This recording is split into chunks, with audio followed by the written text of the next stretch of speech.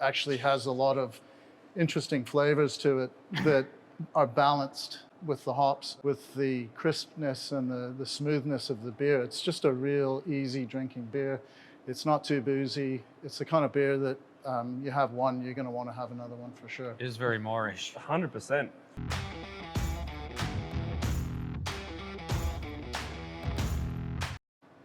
Hi guys, and welcome to another Beer with the Brewer. Matty, how are we today? Very good, thank you, mate. There Good we to go. be here on a Friday afternoon. Oh, it's absolutely a dream to do these on Friday afternoons, having a couple of quiet ones with the boys. Absolutely. Yes, and we do have a special guest today, man behind the scenes, the dad of the brewery. Wes, how are we, mate? We're doing well, thank you. That's good, that's good, that's good. So we do have Wes here today because he has come up with this concept, and this is his beer, and it is Vienna Lager.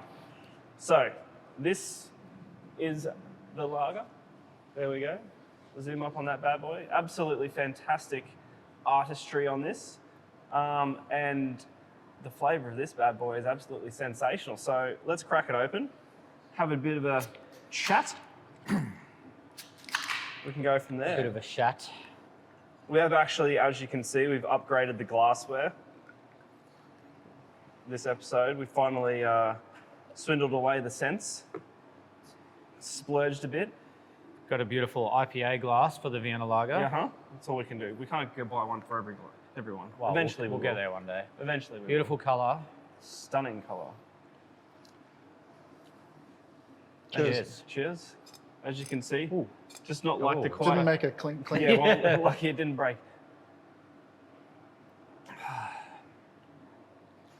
So it is a lager, not like it's not crystal clear and straw-like like a traditional lager, as people would Traditional kind of German lager, yeah, would be would a think lighter of, but- color. Wes, tell us a little bit about the concept around this and the beer itself. The traditional Vienna Lager tends to be a maltier kind of conglomeration of malts. Apparently the story behind that is that they wanted to brew a lager. This brewery that sort of invented it in Vienna wanted to brew a beer that approximated a Pilsner in neighboring Czech Republic, or Czechoslovakia, I guess at the time. And in order to accommodate the difference in the water chemistry, they knew that they needed to do something that had a more malty kind of profile. Okay. So ultimately what ended up happening was the beer tended to be a much more reddish, orangey kind of hue compared to what you would typically associate with a, for example, a German lager. One of our favourites, autumnal hues. Yeah, so Going into spring. in keeping with that idea, the idea behind the label was to come up with something that represented both Vienna and a nice autumn sunset. Yeah. So the iconic building in the picture is actually the Rathaus in Vienna, or the city hall. And it's got a beautiful red, purple hued sunset to go with it. So European sunset. Yeah. So Beautiful. And kind so, of complements the beer, I think. and so the color. Talk about the color. So you said the color translates from the different types of malts that they're using because of the water profile. That was ultimately the reason the beer was developed in the first place. I don't believe there are many breweries in Vienna itself that are still brewing a Vienna Lager. But it was originally developed because of that, and that was the style. A lot of the Vienna Lagers I've seen subsequently, well, I wasn't around when these were first brewed. I think it was in the 1800s. But, Surely you were. Well, you never know. Alternate lifestyles.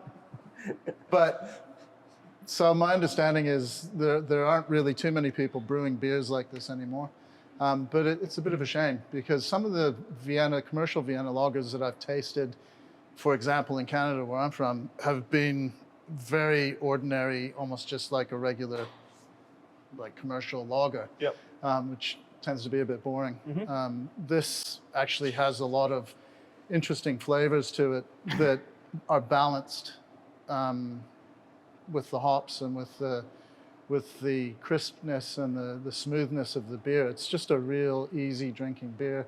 It's not too boozy. It's the kind of beer that you have one, you're going to want to have another one for sure. It is very moreish. 100%. 100%.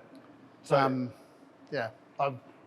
It's the kind of beer that I'd smash a few for sure. it is 100%. So, the malts that make it this color are?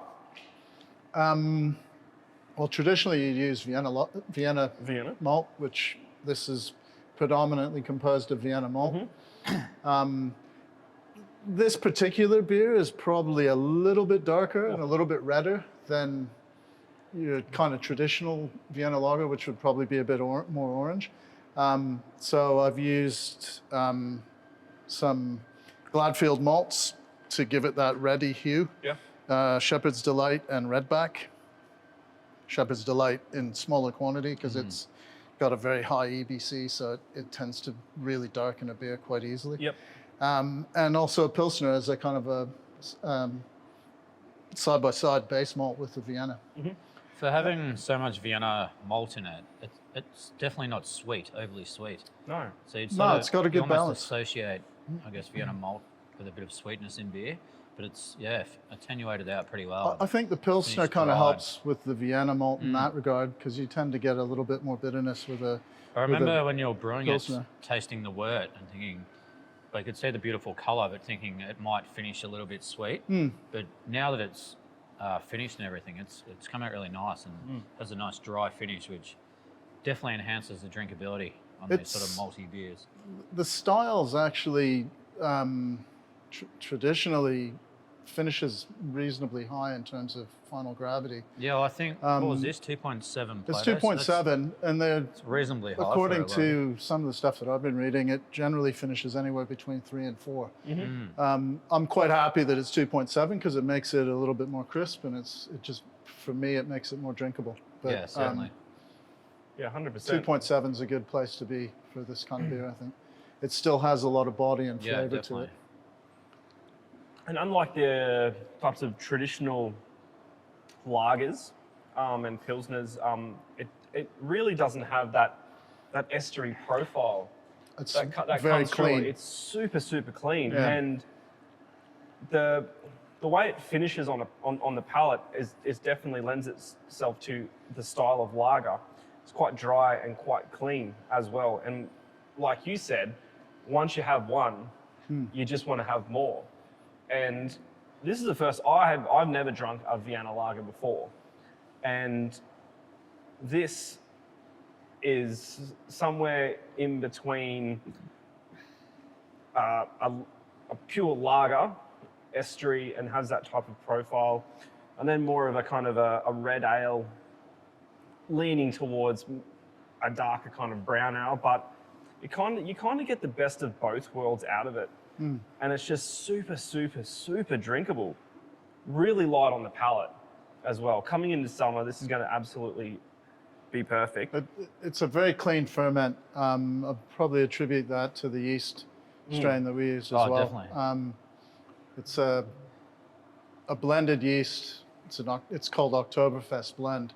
So it's actually 2 strains of yeast that are mixed together. It's a Y yeast company product. Yep.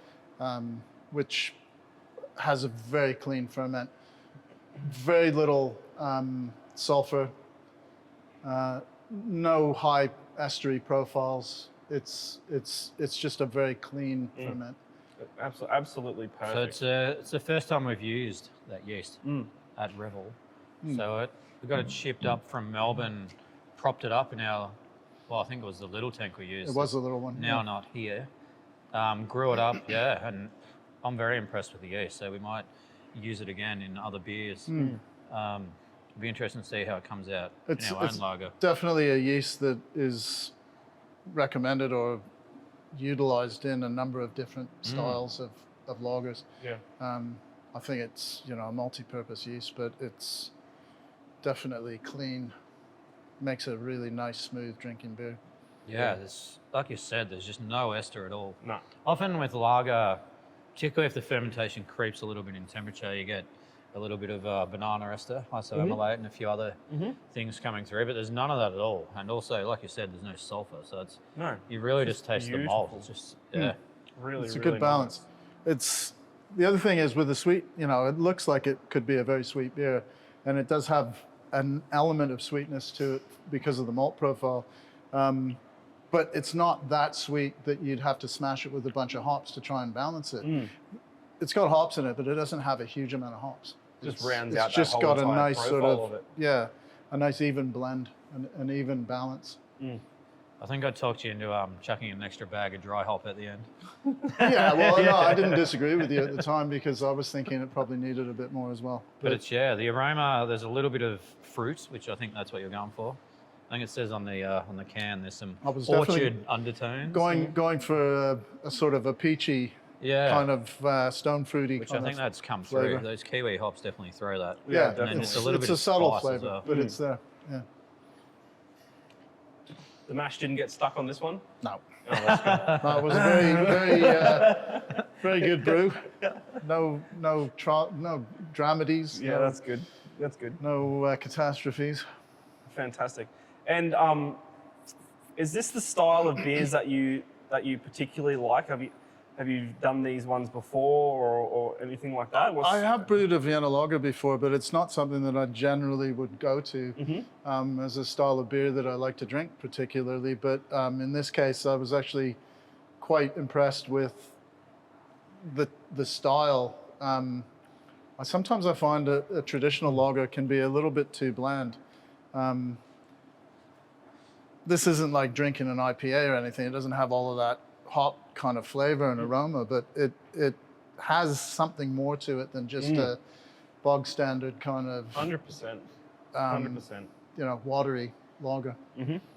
Matty, do you have anything to add to this? You're just enjoying it. Oh, I'm just enjoying it. Nice So- afternoon glow. No, I think the story sort of goes, Wes started with us October last year. Yep. That's verging on 12 months. It's gone Yeah, fast. wow, that has gone Good. fast. There, And yeah. I said to him pretty early on, at the time, we're still pretty heavily using Oxford Street, our brew pub over in Bulimba. And I sort of said, let's make a beer. Come up cool. There goes the steam off in the background. Said, if you wanted to make a beer, what would you make? And he said, Otherwise known as Old Faithful. Old Faithful, yeah. And he come up with a Vienna Lager, and we went to brew it. And of course, I hadn't ordered the malt on time, so we were missing a couple of the key elements. That's not like you, mate. That's definitely not like Yes, there were We'll some blame the issues logistics for it. with The that. logistics are yeah, running late. definitely. So we, at the last minute, had to change it into another beer. So this got pushed out, and then we're sort of starting this brewery and getting into the cycle, I guess, of brewing the limiteds and stuff like that. We found a slot for it, and I thought this time of year we're sort of approaching Oktoberfest season. Yeah. Obviously here it's the opposite to the northern hemisphere where they're going into autumn. Yep. The beautiful autumnal hues. But yeah, I think the timing's great. There's a bit of Oktoberfest coming up. People are sort of more open to drinking lagers. Definitely can see that in a nice stein. Oh, definitely. So yeah, and then I sort of we collated, is that the word? All the different ingredients. So used the Gladfield malt, got the yeast up from Melbourne, so sort of pulled it all together. It sat in tank for maybe 5 or 6 weeks, so we gave it a bit of time to more sort of traditional lager. Lagering, yeah. Yeah, and like well done. It's coming out beautifully. So yeah, Absolutely Very- sensational. we canned it yesterday, and this is really the first, other than trying it on the canning line, Yeah, of course, exactly. first time tasting it. So Yeah. yeah, very good, There will be some sessions. no There doubt. will be some sessions, and it is a perfect beer to be drinking on those sessions. So, Wes, thank you very, very much for this phenomenal beer. You're more than welcome. And everyone out there, look for this because you will definitely not be disappointed, and it'll tick every box that you have. If you're a lager drinker or an ale drinker, It's just an It is easy, just- easy drinking beer. beautiful to drink. It's the one thing I would say, while it's a lager, it's, as Wes sort of mentioned before, it's definitely not your sort of what you think of as a lager. It's got all that malt character in it. There's a lot more going on than your sort of what people would perceive as a lager, particularly here in Queensland. Yeah, definitely. Thing is, it's a great approachable addition. as well, though. It's not. Absolutely. At 5%, it's perfect. It's approachable from that perspective, but it's also approachable from a flavor perspective. It's not going to bash you with a bunch of wild, crazy flavors. Doesn't fatigue. For people who are not into Really nice and dry. drinking heavily hopped IPAs and you know, fruit bomb sours and things like that, this is a beer that somebody who just likes to drink an ordinary beer is actually going to really enjoy 100%. because it's got a nice balance of flavor. 100%. Well, all right, guys. Well, we'll throw up where the stock asides are going to be out and about, and look for this at any kind of Oktoberfest venues as well. So, Wes, thank you very much. Cheers. Cheers. Matty, Cheers, thank you very gents. much. It made the clink. There we go. Yeah. Perfect. And cheers everyone out there, and get your hands on this because you will absolutely enjoy every sip. So, until next time, cheers. Prost.